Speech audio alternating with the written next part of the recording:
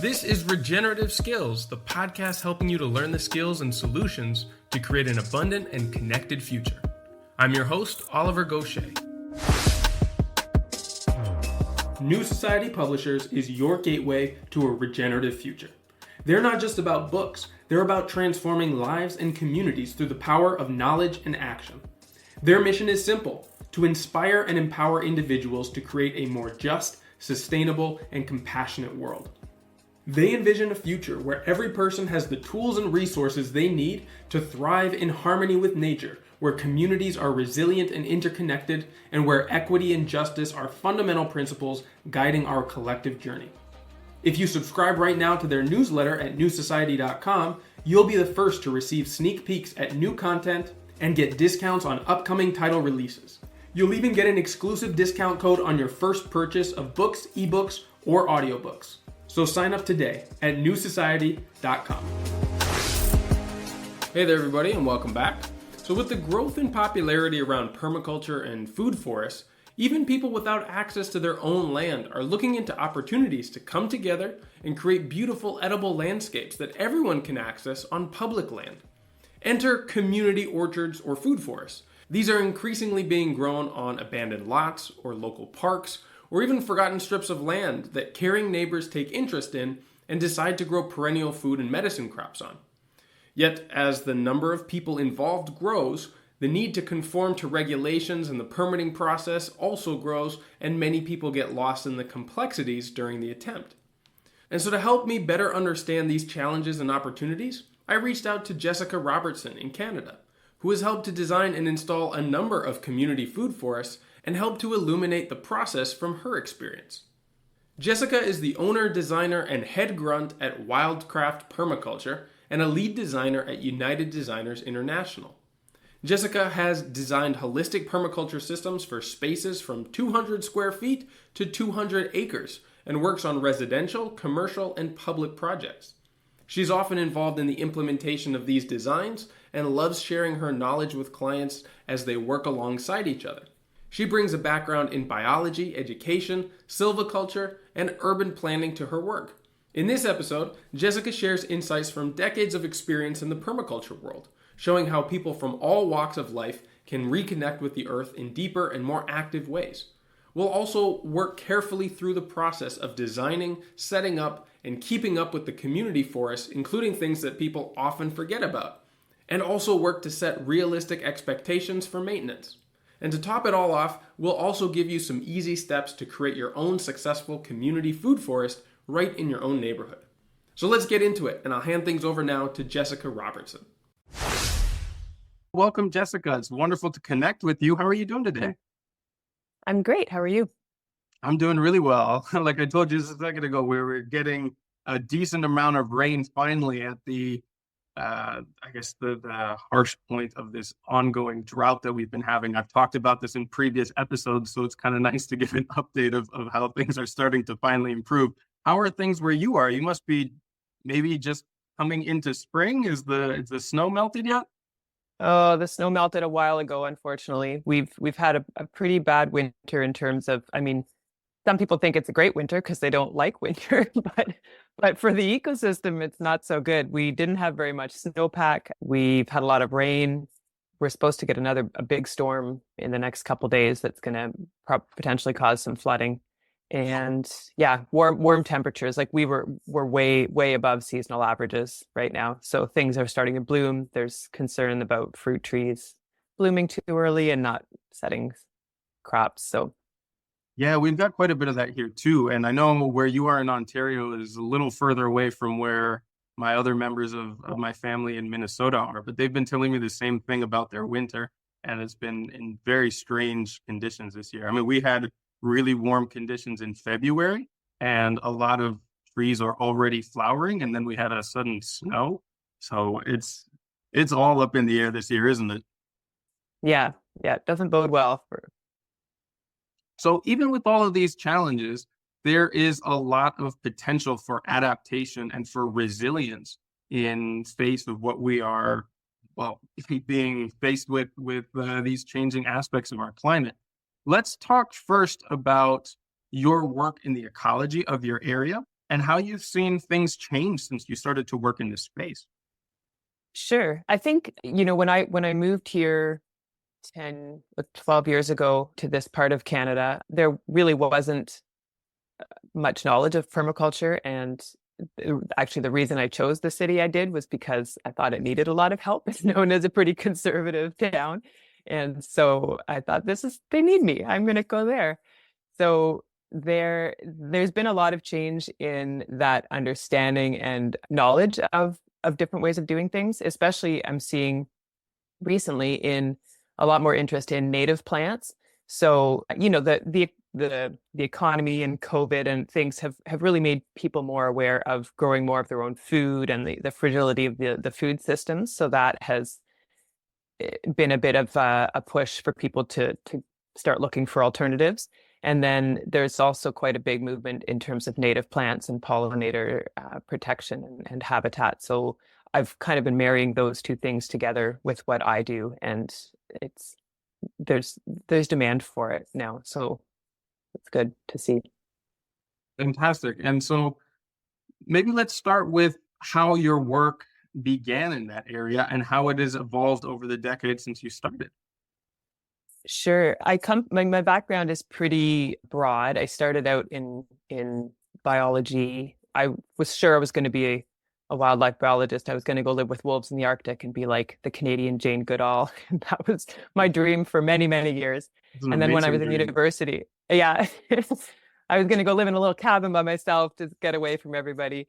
And then while I was in university, I realized that academia and studying the problem wasn't going to scratch my itch. I was more solutions oriented. I needed to be doing something active to make change, not just preaching about it. That wasn't going to satisfy me. So I kind of did a Bachelor of Education as a holdover to while I was trying to figure out what to do next. And it was in outdoor experiential education. So that ties into some of the stuff I do now. And it was a great program.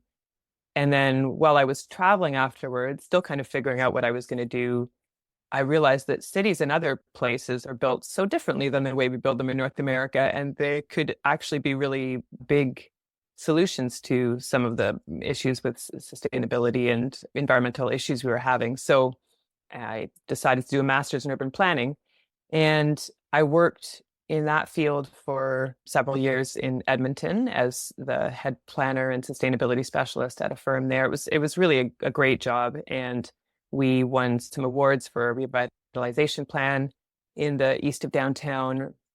I worked on a lot of LEED projects, the leadership in energy and environmental design.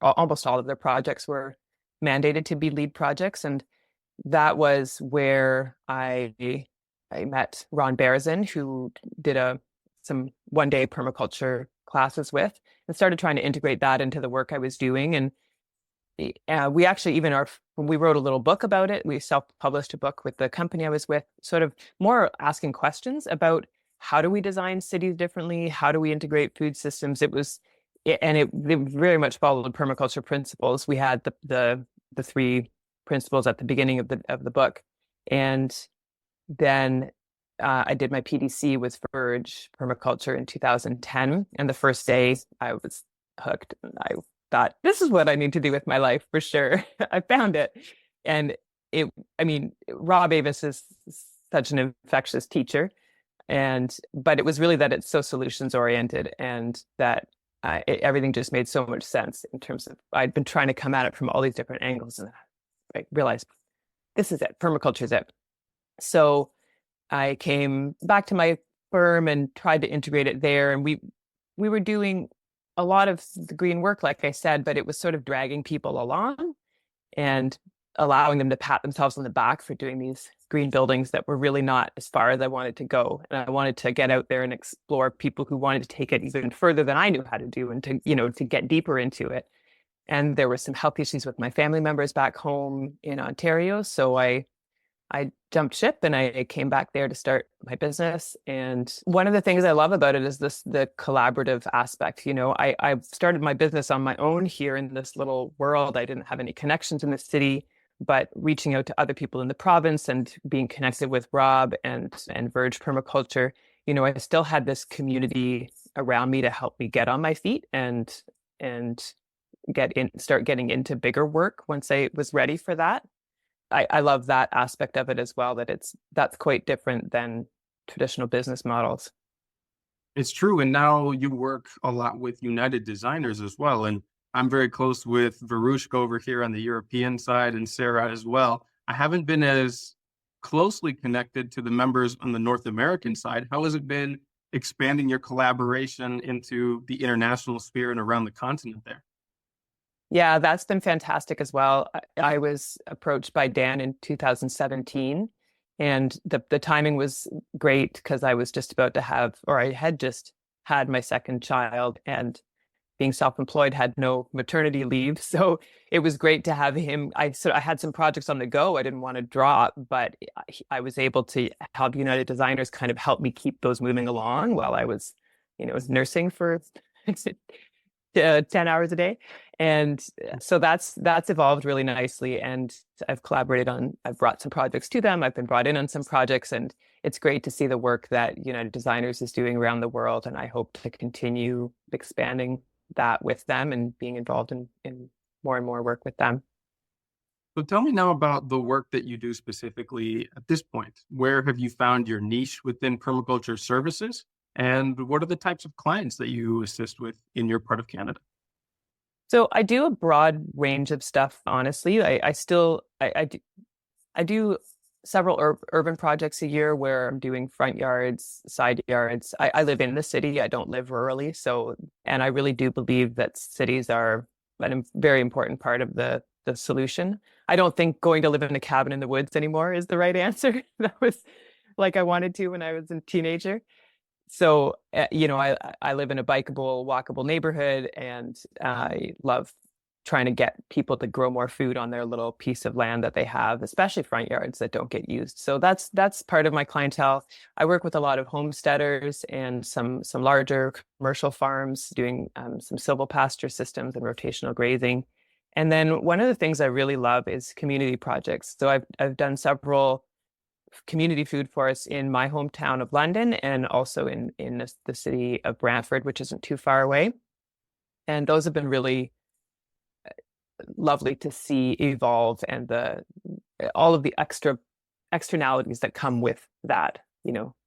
So before we go deeper into community food forests, which is something I would love to really unwrap through this conversation, tell me about the advantages and disadvantages of designing for regenerative landscapes in an urban or a suburban environment. Because like you said, many people, especially when they're starting out, really overlook the potential there and write it off as there's too much damaged infrastructure and it's not set up for anything that I would like to achieve in the regenerative space. Maybe the best I could hope for is having a small garden in my yard, but there really is hidden potential in these more populated environments and with the resources available. How do you see that?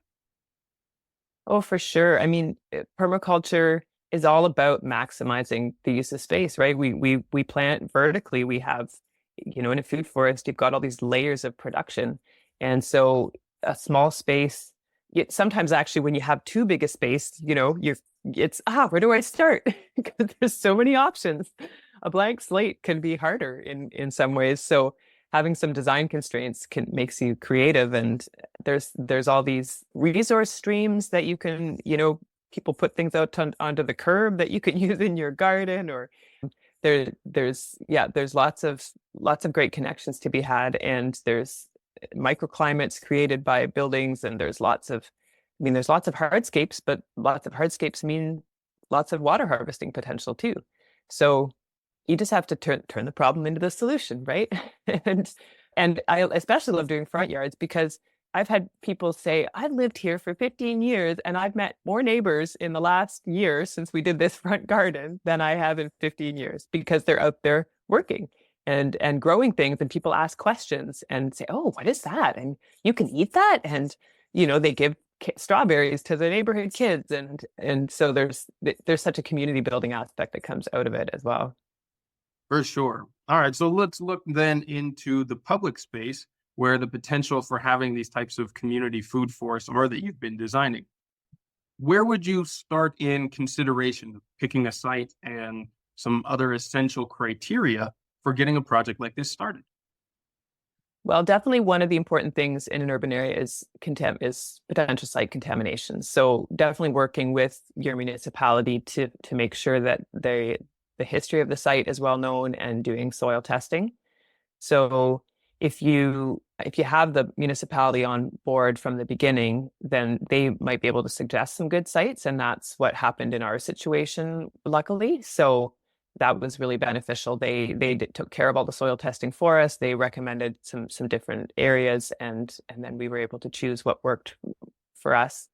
So that's really key. And so, access to community members as well. So maybe we'll talk about this a little more later, but that human design of the system is even more important than the plant design. So you need to make sure that the community is on board with it and not not just impose it on them and then try and get people involved. You really want to kind of build up that interest and capacity from the community and then bring the project to them.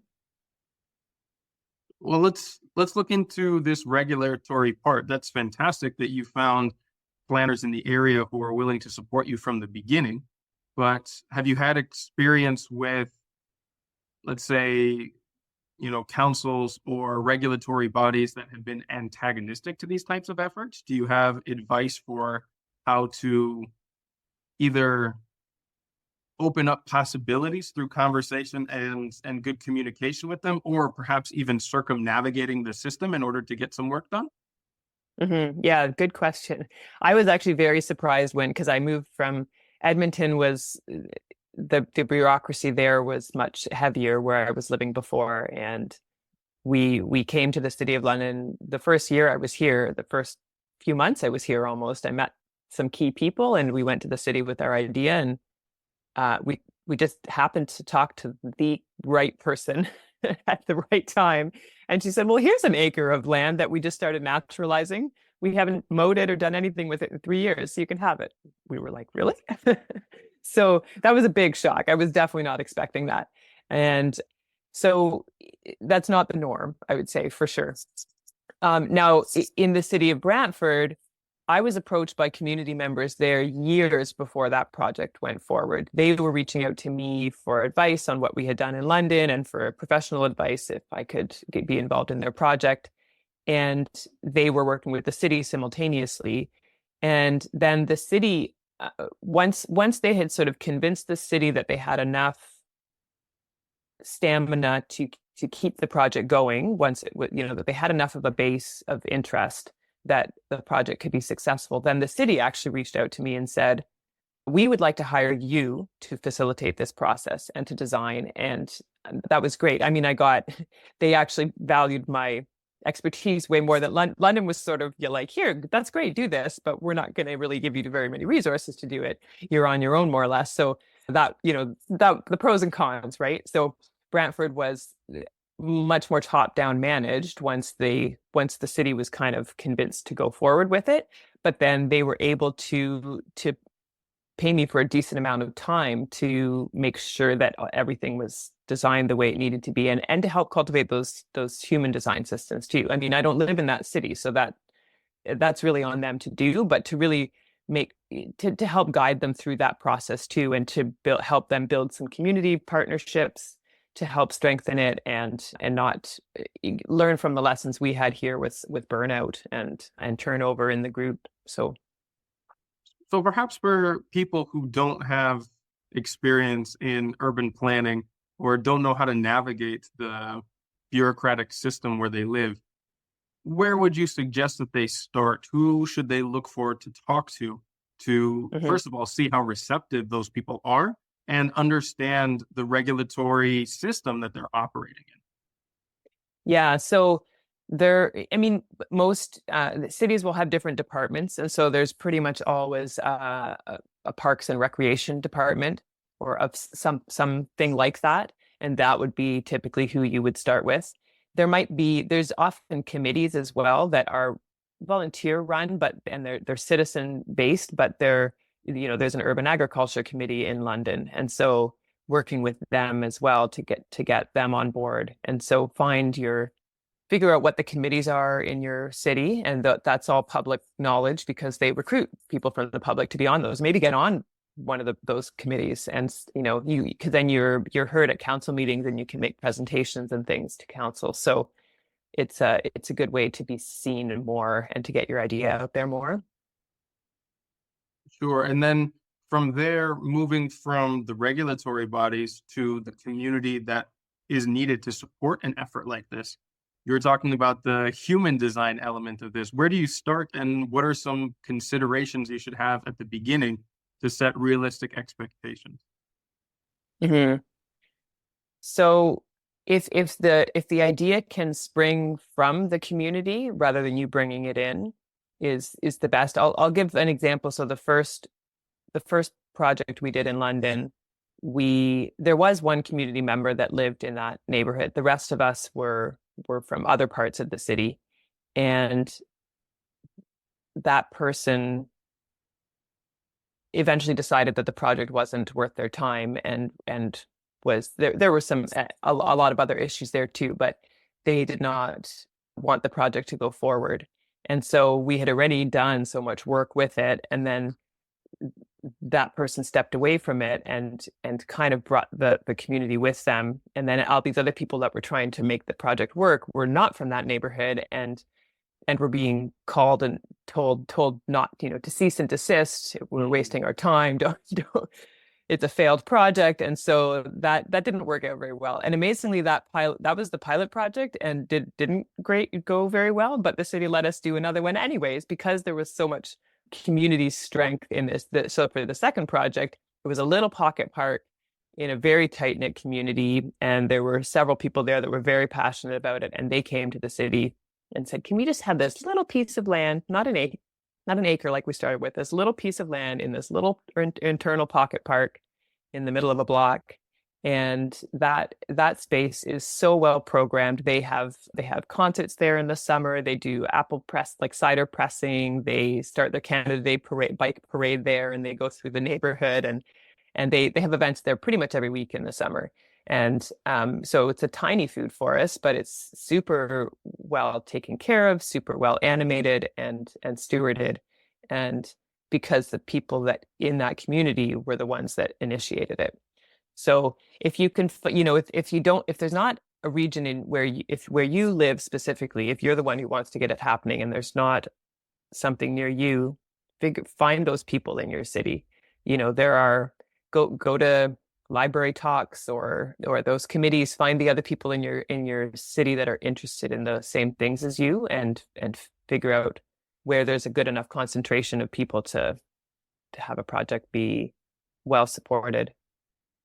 I think that's such good advice. And it's something that I have been saying to clients and to listeners for a long time. And this is also really where I see some of the advantages of being in higher population centers being a real advantage.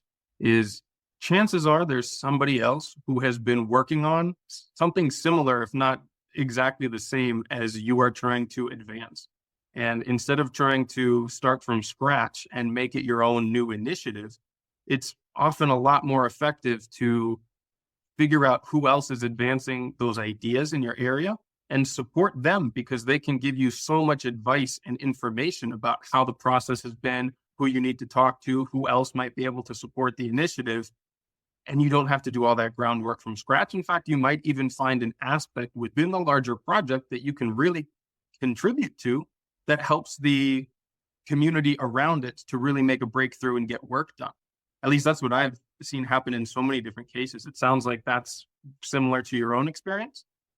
For sure. And that avoiding that burnout of being like the one, the kingpin. So Sure. everything revolves around, because if something happens with you for whatever reason and you're not able to be part of that anymore, then the project is done. So you really need that support around it. I really like the example that you gave of the small food forest that had so many events in the summer. That is another example of how, when there is local community buy-in, the center point of a community food forest can end up being so much more than the sum of its parts, or its plants in this case, and become an event center for a ton of functions that maybe you couldn't foresee when you're doing a planting list or doing soil samples. Yeah, and then they've expanded into on the other side of the park. They've done a little bit around a gazebo. They got some funding to do this gazebo, so they did some planting around that. And then the other people in the neighborhood have started doing this on their own properties as well. So, and we've held several workshops there. So the main person, Gabor Sass, was the person who initiated it in that neighborhood. His yard is like incredible. It's just it's everything I want in mine, except he has way more sun than I do.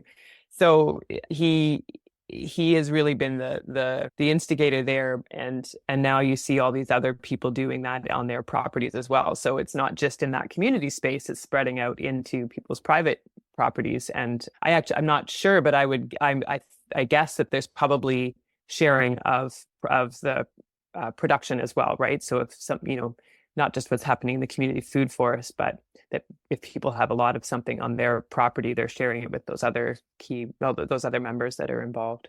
Mm.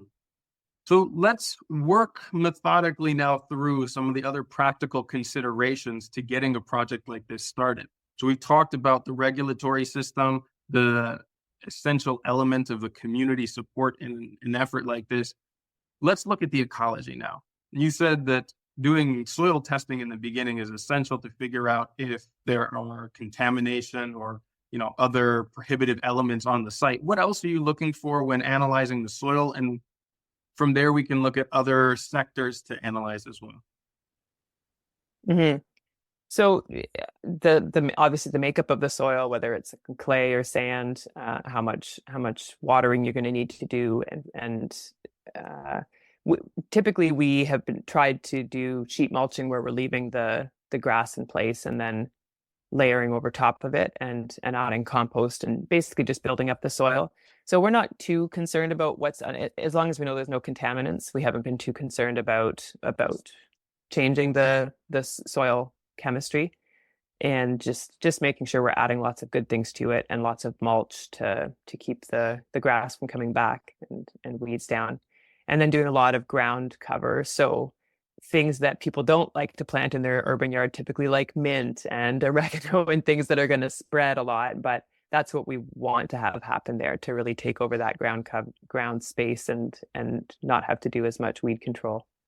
And where do you move from the soil element, or is that one of the later stages already? Talk to me about some of the other data and the factors on the site that can really determine how you design it and the plants that you choose.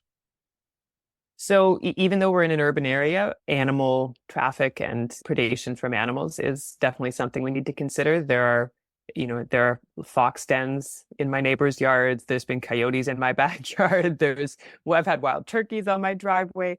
So we definitely need to consider rabbits and deer and things that might nibble. So trying to kind of deflect them around. So planting in the third one we did in the city, it's a bit bigger and there's definitely deer corridor there. So planting some pricklier things around the edges and trying to kind of contain it that way and keep them to the outside edges of it was part of the strategy without being able to fence.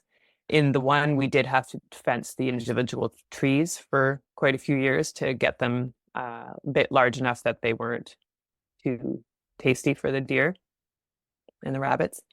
And obviously looking at solar direction, your sun and wind and noise factors, view factors, the thing, a typical sector analysis that we would do on a site. In a park, there's not the same. Well, none of the sites that we've had have the same view shed necessarily, although sometimes if there's a playground, you want to make sure that you're maintaining that visibility to the playground, because, and I've had this experience myself, when the parents are trying to go and work in the garden or work there and their kids want to be in the playground, and you can't, if they're old enough to be there on their own, but you still need to keep an eye on them. So that can be an important view to maintain. And yeah, those are the main factors. Okay, so you've got all the information now to inform the design. How are you communicating with the stakeholders and the community and taking into account all of these environmental factors when laying out where the plants will go, what other elements within this space are going to be incorporated? Walk me through your process. So we've sent out flyers and things to the immediate neighbors and invited them to be involved, and then had some meetings to ascertain what types of plants might interest people or what types of fruit trees and things. So starting with a list there, and then part of that also is that what do you have to contribute? So some, oh, I can divide my rhubarb, or I have yarrow, or so there's often a lot of donations that come in that form too, that people are very willing to split their plants and share. Now, that has to be said with a bit of a caveat that you need to screen those plant donations too, because sometimes people don't actually know what they have, or if you are looking for the first one we did, we really were focused on native species. And the Carolinian zone that I live in is just so rich with amazing diversity of species, and so many of them are edible and medicinal. And part of our funding was around that. So we really were focused on native species. So there especially, it was important to screen the plants coming in to make sure that they weren't cultivars of native species and that they were actually true natives.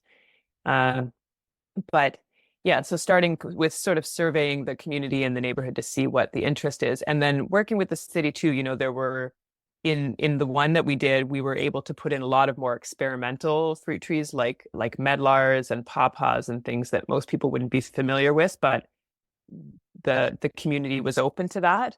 And in a different food forest, it had to be very sort of standard, recognizable foods that people would not mistake for something else, or would, they would know what to do with it when they saw it. And that was sort of a condition of the city.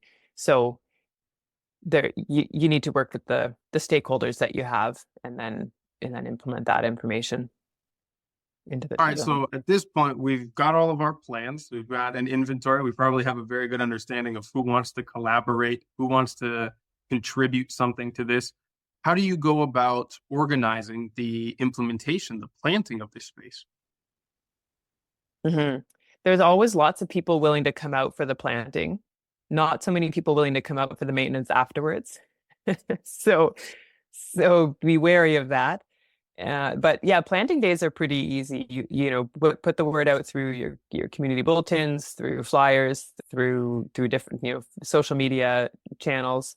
And if you offer some food too, like if you have some apples or some activities for the kids to do, and if you could, that those partnerships too are really important. So involving local schools, local churches, that is actually part of the strategy for them. That maintenance piece is bringing those organizations in, so it's not just individuals.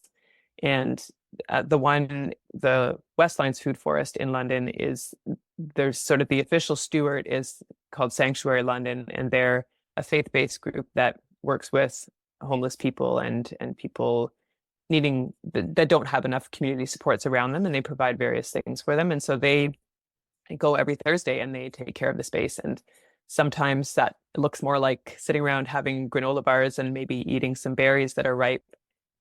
And sometimes it looks like actually pulling some weeds, but there's space created there for those people to gather and to learn about the plants and to be out there in nature, and there's learning that happens there, even if it's not apparent all the time. And there's care that's happening for the space, just watering and things. So where was I going with that? The planting days. So providing some food is always a great incentive, of course, to get people out, but really just getting wheelbarrows and tools, and some of that can come through funding, or if funding is in short supply and you don't have a shed or somewhere to store it on site, then just having neighbors bring stuff and label everything, what belongs to who, and get out there. And like I said, we've done sheet mulching in most of them, and making sure that that's well supervised too, though, because otherwise there's gaps between the cardboard, it's not laid thick enough. And so there really needs to be some good supervision. And that's usually my role, is more to go around and give direction. And with planting too, I'll sort of lay the plants out where they go, and then I'll say, there's your patch, plant all those. And I just go and check to make sure they're being done properly. And then mulching heavily and making sure you've got your pathways laid out well so that there's access to go back in and maintain. Yeah, so that maintenance portion is, like you said, the one that is probably the hardest to get people excited about, and quite likely the one that is most crucial for the longer term success of the planting that you did to begin with. Talk to me about how you set expectations within the community of what is needed to properly maintain the space. And then we can go into how it's coordinated and how to bring people out. Hmm. So I haven't been involved in maintaining these last few spaces. I've been brought in as the designer, but from what I see from the outside, that having that organization who's sort of taken on that role, that was very critical for the one. And in the smaller community food forest, I'm not sure if they have a schedule, or I'm not sure how they actually manage that. I think it just sort of happens because it's such a small space and people live, it's right in their backyard, basically. I think it happens more organically there, but I could be wrong about that. I should check in with Gabor. And, but having events around it is great. Having workshops around it. So I've been doing, I teach workshops on pruning, fruit tree care, pruning, and holistic management with holistic sprays and stuff, sort of Michael Phillips style stuff. And so I'll hold those at the food forest, and we'll do some pruning there, and we'll do some spraying and teach people how to bring it home, but also how to take care of those spaces. And then it's happening during the workshop. So, partnering with, I know we've had sort of like an art event partnered with it as well one time, where we had sort of a work bee at the Westlands Food Forest, and there were other people that came in to facilitate some art and things with the kids.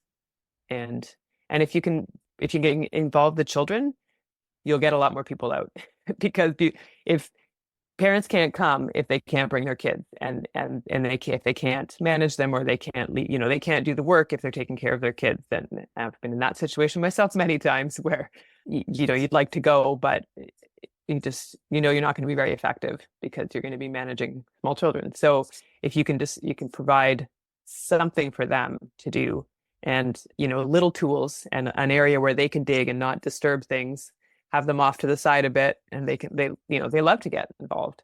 And it's really, and then you're seeding that, you're engaging them in the space and in the outdoors from that early age. And that's really where we need to be going, and who we need to be starting with to build the citizens that we need in the future.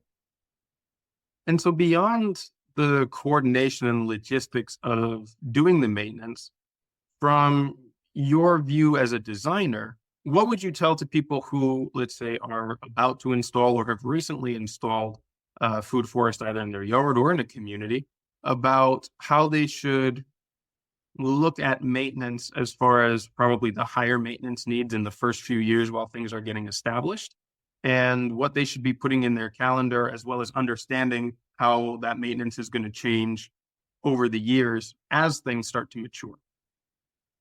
Mm-hmm.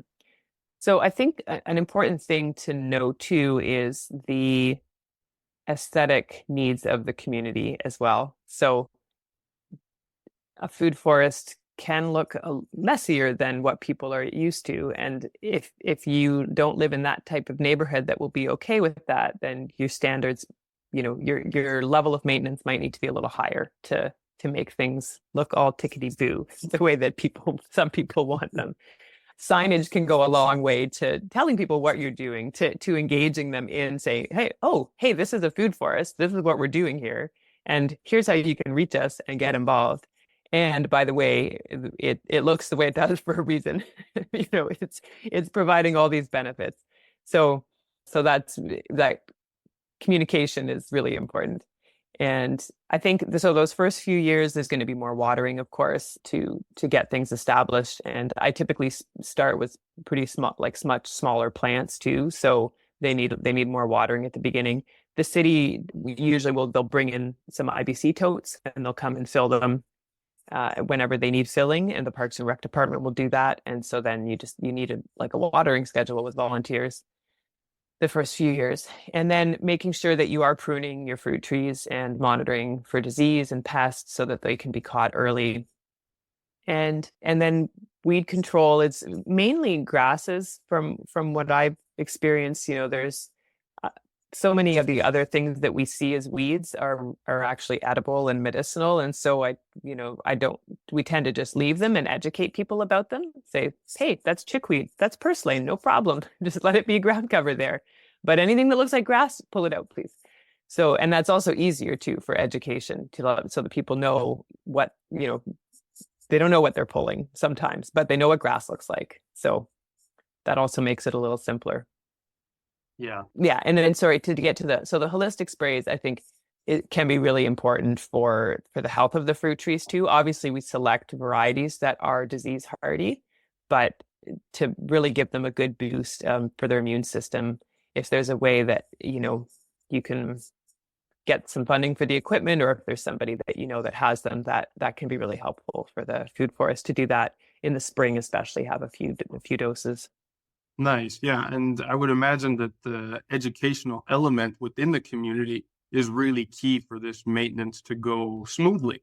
I mean, people don't know what they don't know. And until they have a toolbox, either educationally or literally a tool to get the work done, there's probably pretty limited expectations that you could have for people who are not horticulturalists, who are not botanists, who don't understand the workings, or even, like you said, the basic identification of plants that are not weeds and shouldn't be taken out for aesthetic reasons, right? How do you tackle that challenge? Is it baked into the design process, or is this something that you've mostly handed over to the organizations that maintain these in the long run? Yeah, it has been handed over mostly to them. I know through workshops and tea harvesting parties or canning parties they've done, or making potpourri or bath salts and things like that. They're teaching about some of the herbs and things, and their signage again can be important. That it's a tricky one though. We've for plant identification on site is what I'm talking about now. So having a sign that has the map on site with the site design, it can be really helpful, but plants move too. So having little signs in the ground or tied to the plants can be really helpful for people to be able to identify and use what's there, but they can also be easily walked off with. So we had that problem in the first site that we did. We had these nice printed signs on stakes, and we hadn't even gotten them all installed. We did a day of installation, and we went back, and they were all gone. So that didn't work out well. One thing I think can be promising is actually just taking old pop cans and cutting a piece off, and making sure that the edges aren't too sharp, but then writing on them with a pen where it's actually you're pressing into the tin so that it's embossed instead of a marker or a pen that's going to wear off.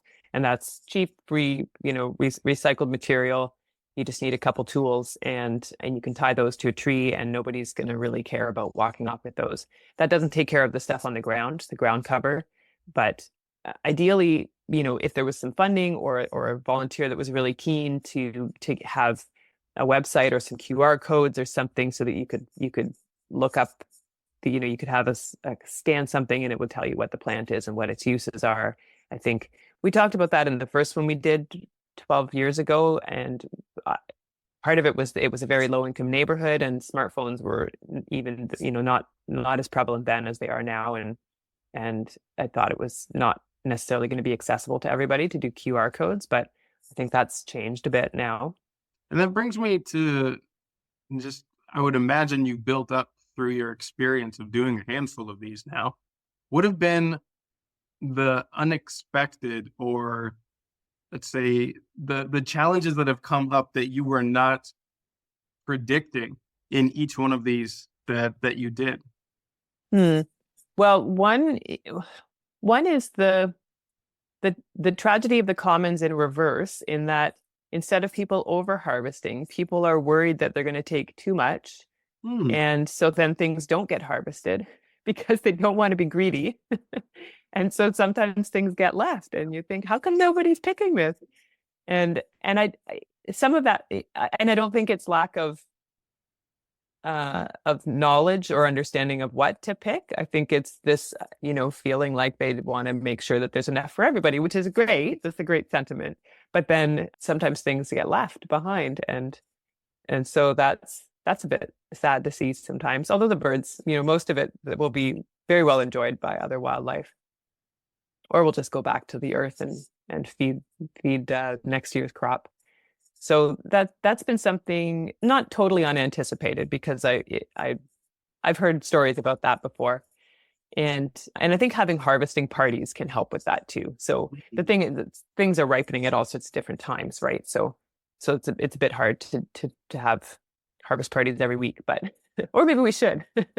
lots of small engagements can be better than some large ones. I think in the first project we did, I certainly didn't expect it to fall apart the way it did because of those human relations. And that was very challenging.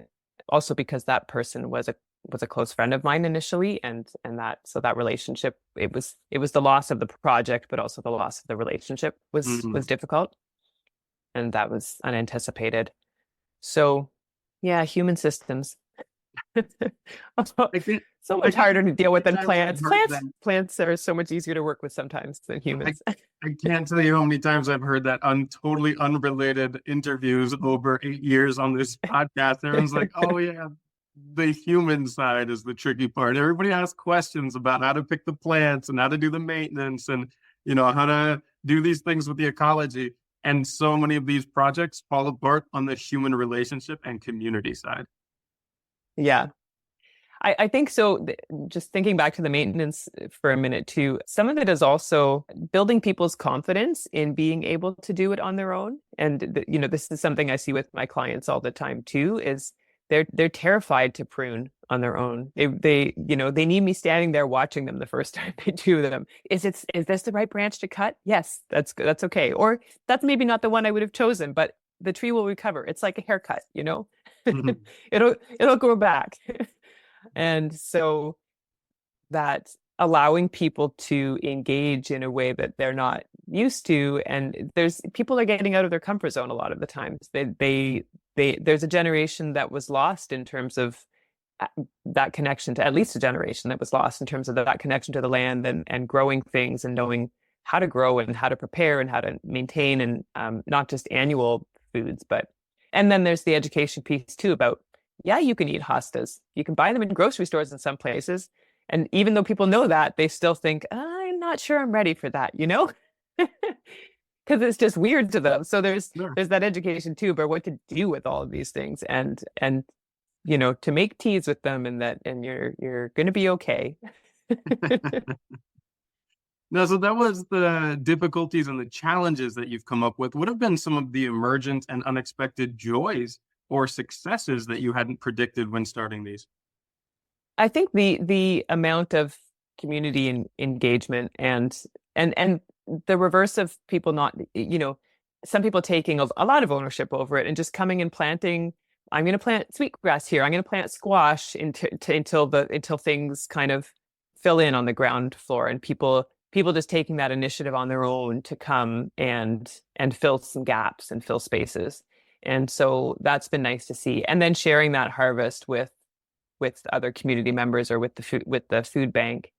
And I always, whenever we're out there working, almost inevitably there's somebody walking by with their dog, and what are you guys doing here? What is this? I've been walking past this for 2 years. And you think, and they might have not seen the sign, or I don't know, but the joy that people have on their face when they realize that there's a purpose to this and what you're actually doing and the goals behind it. And the one is really, it's a gleaning forest. It is meant for, it's really like, anybody, please come harvest. And especially if you are in need, please come harvest. And so they're like, wow, this is amazing. How do I get involved? Why didn't I hear about this sooner? You need to get the word out better. And yeah, we probably do. I'm not good at that piece. I struggle with that too. Yeah. This is my one outlet, and I mostly highlight everybody else's ideas. I don't often talk about the things that I do and the projects that are around me. I got to work on that as well. So I know that the idea behind a food forest is to grow perennial food plants and all of the consortiums, and especially when you're focusing on native plants, it has such a powerful opportunity to connect people with the wildlife, the biology that is all around them that perhaps they don't pay attention to, or they don't realize how they could interact with. But at the same time, that opens the door to go so much further into building real interconnected relationships of stewardship between people and the environment that they live in and they operate in all the time. And this is something that you and I really share a passion about, is finding these activities and these doorways that open up new possibilities for these types of relationships with people. Can you talk about how you have seen these community forests, as well as the other designs and projects that you've been involved in, go beyond the sum of their parts or their initial intentions to form these connections and these relationships? Mm-hmm. Yeah, that's a really special part of it for me. I used to do foraging walks every month. I would lead a foraging walk and just meet at a certain place at a certain time, and people would come and pay by donation. And that was where I really started seeing it first, with people say, I never knew all this. And you're out in the forest too, right? So it is the plants that are growing around us. We didn't plant these, they're here. And so I had several people through that got into it via those walks actually start doing it as, a side business, or spin-off things have come out of it. One woman started a company called Forage Thrills, and she's curated these events and foraging, tasting, cooking events and things. And even during COVID, she had little packages you could sign up and you'd get a package delivered to your door, and it had all the things, and we'd make something together, and it had all these foraged ingredients in it. It was lovely. And she does have that marketing touch that I don't have. So she took that to another level.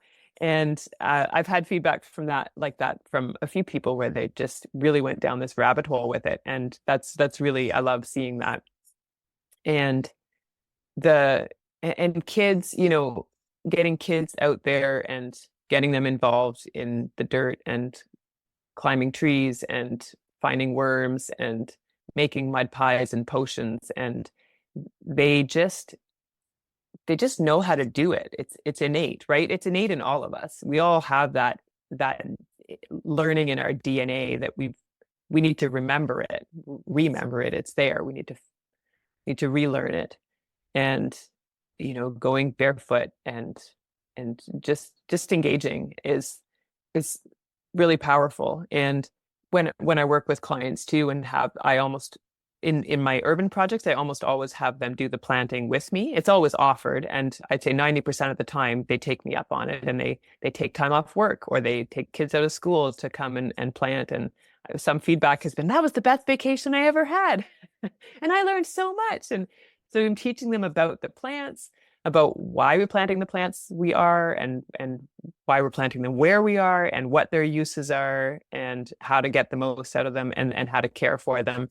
And you just feel it from them. There's this energy coming from they're peaceful out there, and they are doing something that they're not used to doing, but it's not scary when I'm there doing it with them. Maybe that I think a lot of times they wouldn't have the courage to go out and do it on their own, but when I'm there doing it with them and supporting them through it, it makes it accessible to them. Yeah, I love that. And I can think back to my own journey of playing outside and in nature all the time as a kid. And then I think is common for many of us, we have to get jobs and we move to different places and life gets busy and you stop making time for those for a while. And I had that gap for myself too. And I had work more aligned with construction and shipping and working bars and restaurants and stuff that had very little contact with the natural world. And the journey of finding my way back into this and making it, the primary activities of my life were opened up by activities, just like you mentioned. I've been on foraging walks in different places. I've connected with friends who gardened or who worked on farms. And through my travels, I had really fortunate encounters with people who ended up being mentors. And each one of those opened up new possibilities for interactions and relationships like the ones that you described that have really changed my life and put me on the trajectory that I find myself on now. ever hungrier to go deeper and to strengthen those relationships in new ways as new information and possibilities come about. And I love seeing everyone who connects with these and hearing their stories about what their entry points were. What were the parts that sparked new inspiration and curiosity in them that then opened up a new aspect of these relationships and these worlds that it's a shame that we have, such common, I guess, stories or interruptions of disconnection that we then have to find our way back to. Wouldn't it be lovely if they could stay uninterrupted from our initial interests of childhood? But I think it's just as important to put our efforts into facilitating the experiences and opening the doors, much like you're doing with your work. And I know, so many people are finding their opportunities to contribute to this reconnection as well. Mm-hmm. I think that it's unfortunate that a lot of us have that period of disconnect, but sometimes that makes you appreciate it that much more, right? When you've been away from it, and then you get back, you're like, oh, I missed this so much, and how did I, and you're so much more thankful for it. I know I get, if I haven't gotten, I did a lot of wilderness canoe tripping with my family when I was young, and I worked out in the bush for a long time, and I get cravings. It's like a physical craving that I need to go out there if I haven't been. And car camping doesn't do it. It needs to be in the wilderness and to get my fix, Yeah. And I appreciate it more if I haven't been out in a while. You're just really so thankful to be out there and connected. Yeah, I definitely relate to that. That really started for me when I started to work seasonal jobs on trail crews in the national parks of the United States, mostly around the Four Corners regions and like Canyonlands and Arches National Parks. And the other one was Great Sand Dunes in Colorado. And we would go out for sometimes a month or two at a time without coming back into town. And when that is such a big part of your life, and, in the beginning, it's a huge adjustment. But once you've made the adjustment, it is so much harder to go back. And I've always got that inside me now as a reference for, being in proper rhythms with sunset and sunrise and, really feeling all of the changes that happen in a day, as well as, the rhythms of migratory patterns and flowerings of different times in a space. And it's incredible what is awakened in all of our biology, I think, when we start to attune ourselves to those rhythms and likewise disconnect from some of the things that, drown them out, that cause for noise or distractions that are those interruptions that so many of us are recovering from. Mm-hmm. Yeah, for sure. Well, so we've explored a lot, especially with the focus on community food forests here. Why don't you tell our audience about how they can get in touch with you, maybe to reach out for advice or guidance if they're starting a project like this themselves, and the other resources that you have available for people out there? Sure. My business is called Wildcraft Permaculture. So I have, my website is just wildcraftpermaculture.ca, because I'm in Canada. And I am on Facebook and recently on Instagram. Like I said, I'm not great at the marketing piece. So I think I have maybe 5 or 6 posts on Instagram because I only started it 2 weeks ago. So I'm working on that and working on trying to post on Facebook more. And my website is very outdated as well. So one day I'll update that. But United Designers, you can also get me in touch with me through there. My more recent work is on their website, not on my website. And the stuff on my website is still I used to do watercolor for my designs, and I loved it. It was beautiful. But once I started getting into the larger scale work, it just wasn't practical. So yeah, my website is many years outdated.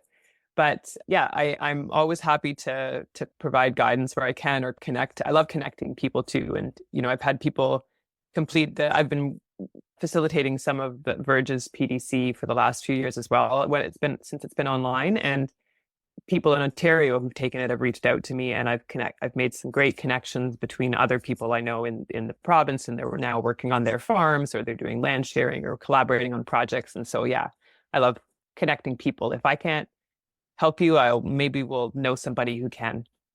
Oh, that's wonderful. Well, I'll be sure to put those links on the show notes for this episode so people can find them quickly. And Jessica, it was such a joy to talk to you and explore these topics and these ideas with you today. Thank you so much for making time.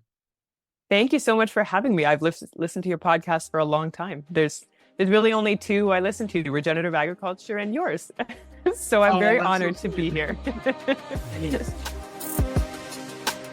Thanks once again to Jessica. You can find all the links to her company, Wild Permaculture, as well as her collaboration with United Designers International and her social media in the show notes for this episode at regenerativeskills.com.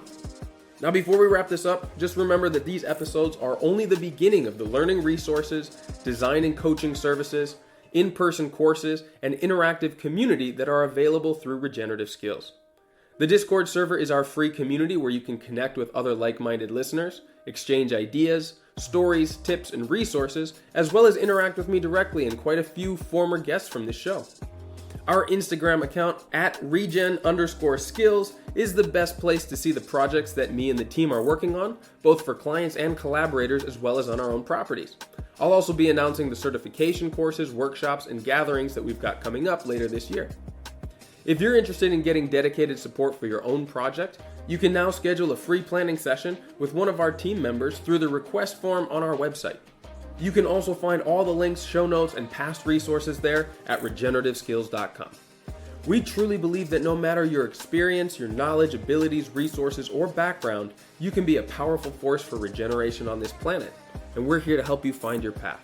So as always, remember to keep taking those little steps every day towards a regenerative future, and I'll be right by your side along the way.